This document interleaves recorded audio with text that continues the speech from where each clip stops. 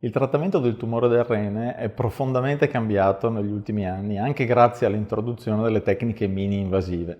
Mentre fino a qualche tempo fa, in caso di una neoplasia renale, era inevitabile un intervento chirurgico con un accesso a cielo aperto, quindi con un grande taglio, e quasi sempre veniva eseguita una rimozione e asportazione totale del rene, ultimamente, grazie soprattutto alla chirurgia robotica, si possono eseguire degli approcci che sono cosiddetti mini-invasivi, quindi solamente attraverso alcuni buchini nell'addome, ed è possibile rimuovere solo la neoformazione salvando il resto del rene.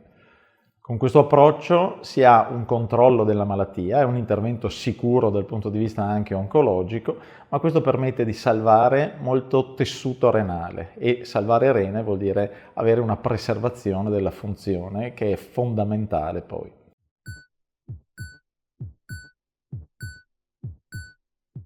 L'avvento della chirurgia mini-invasiva, soprattutto robotica, ha anche modificato il decorso post-operatorio. Mentre fino a qualche anno fa i pazienti dopo un intervento a cielo aperto restavano ricoverati per svariati giorni, attualmente la media della durata della nostra degenza è di circa un giorno e il paziente può riprendere la sua vita normale molto rapidamente.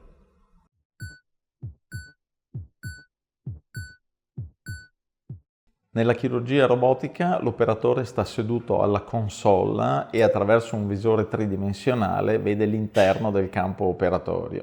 Il robot chirurgico è costituito da una serie di bracci che vengono inseriti all'interno dell'addome del paziente che è stato disteso con del gas.